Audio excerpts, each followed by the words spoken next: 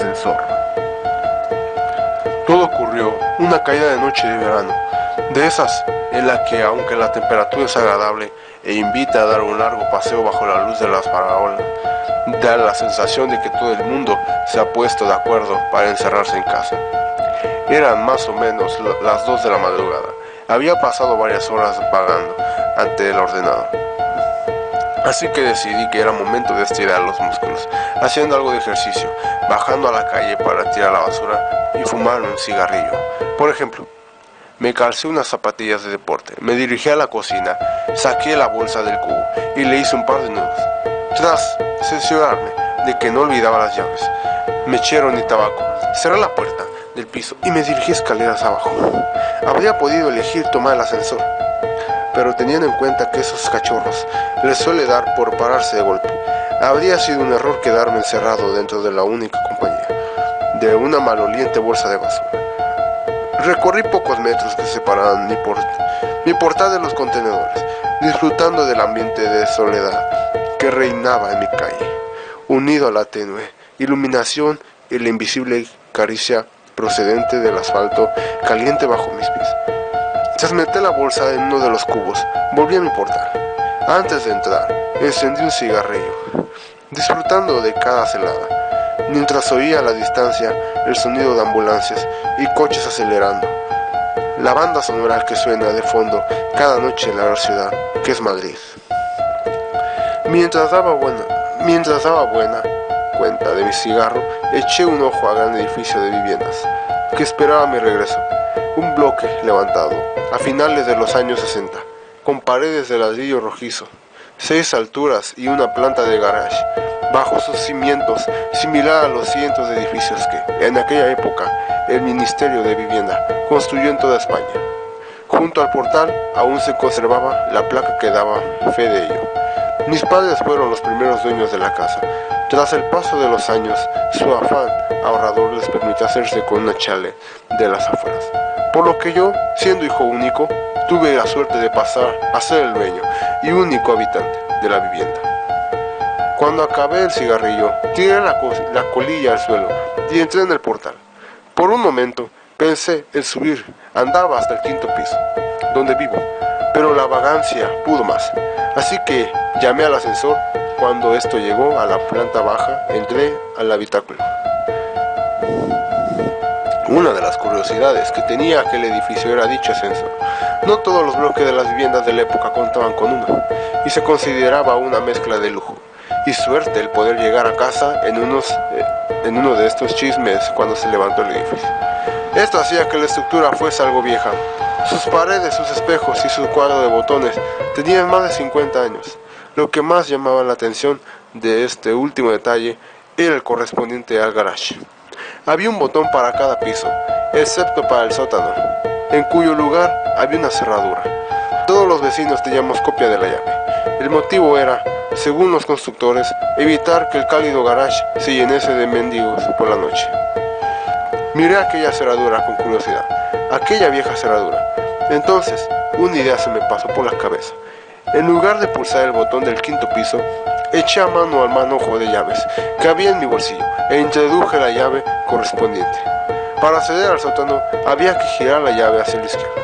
¿Pero qué ocurría si le giraba hacia la derecha? Hice la prueba. Nada. La cerradura hacía tope, como era de esperar. Cabezota de mí, volví a intentarlo girando con más fuerza, con mucha más fuerza. En ese momento, de forma inesperada, la cerradura se dio, poniendo el ascensor en marcha. Sorprendido ante aquello, fijé los ojos en el indicador luminoso. Mientras el ascensor descendía, aquel pasó de mostrar un 0 a mostrar un 1. Pero llegado a ese piso, el ascensor no se detuvo. ¡Qué raro! Durante casi un minuto, el trasto continuó bajando, traqueteando y rugiendo como de costumbre. El indicador luminoso mostraba 2 guiones intermitentes.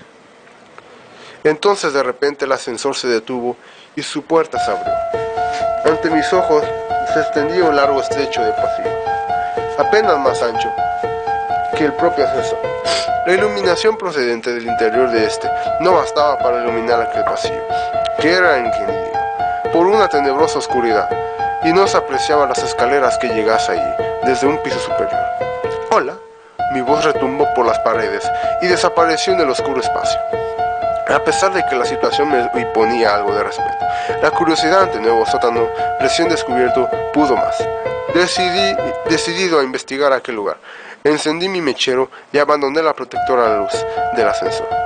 Me giré por un momento y vi que en aquella planta no había botón para llamar al ascensor, sino una cerradura, mosqueado. Continué avanzando hacia la oscuridad. El ambiente era descenso y húmedo, acompañado con una ligera fétidez. Unos 20 metros. El pasillo torcía hacia la derecha, desembocando en una galería a la que daban varias puertas, como en las cárceles, que salen en las películas. Algunas puertas estaban cerradas y otras abiertas, y el suelo está lleno de polvo, cristales rotos y otros objetos. La mugre que invadía el lugar me disuadió de palpar la pared en busca de interruptores de luz, por lo que confié en la pequeña llama que portaba en mi mano. Al intentarme en la galería, me agaché y acerqué mi mechero al suelo para examinar con más detalle qué eran aquellos pequeños bultos que pisaba. Irremediablemente a cada paso descubrí jeringuillas, trozos de probetas, piezas de rompecabezas infantiles, muñecas. Aquello resultaba de lo más tétrico.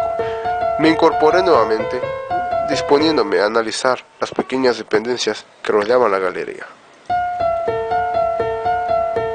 Uno de los detalles que percibí fue la falta de ventilación o iluminación exterior, aunque era noche cerrada.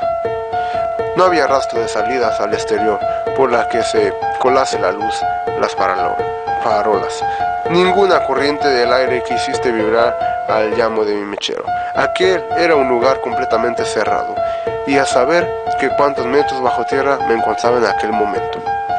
Recorrí varias de las salitas y vi que todos tenían elementos en común: pequeños, anticuados y oxidados camastros, mesitas y sillas, y material médico. El lugar estaba infestado de gasas, correas, pastillas desperdigadas por el suelo. Aquello parecía un hospital en miniatura, un hospital antiguo y fantasmagórico, detenido en una época pasada, en la que la acumulación de polvo es el único indicador del paso del tiempo. Aún me arrepiento de entrar en una de aquellas dependencias. La luz del mechero mostraba, sobre el mugriento colchón, un bulto del tamaño de un ser humano, envuelto en ropa de hospital. Me acerqué sigilosamente, temiendo lo peor, y arrimé el mechero al gran objeto. El aumento de luz mostró una escena horripilante, rodeado de heces y manchas de orina. Se mostraba ante mí un cadáver humano en posición fetal, que me daba la espalda. El hedor era insoportable. Reprimí una arcada mientras permanecía la escocida ante aquella dantesca escena. De repente el terror invadió mi cuerpo. Aquel cuerpo se giró de forma brusca, y lo que en principio había clasificado como humano mostróse algo diferente, indefinido e indescriptible. El cuerpo de aquel ser estaba cubierto de llagas y heridas. En lugar de manos y pies, sus extremidades se encontraban rematadas por muñones violáceos, y extrañas deformidades y bultos recorrían su tronco, dándole un aspecto monstruoso. Pero lo peor era su rostro. Sus ojos, grandes e inyectados en sangre, estaban protegidos por unos párpados abultados y sin pestañas. En lugar de su pelo, su cabeza poseía infinidad de cicatrices y grapas que partían desde sus pobladas cejas y sienes y se perdían hacia su nuca. Sus orejas, irregulares y enormes, no mostraban pliegue alguno, dotando al ser de un aspecto simiesco.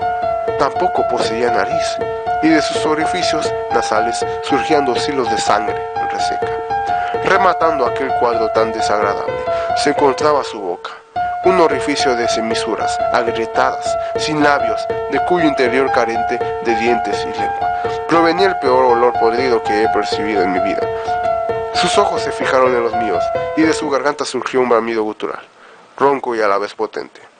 Grité con todas mis fuerzas, y mi voz se entremezcló con la del monstruo, teniendo en cuenta la postura en la que me encontraba.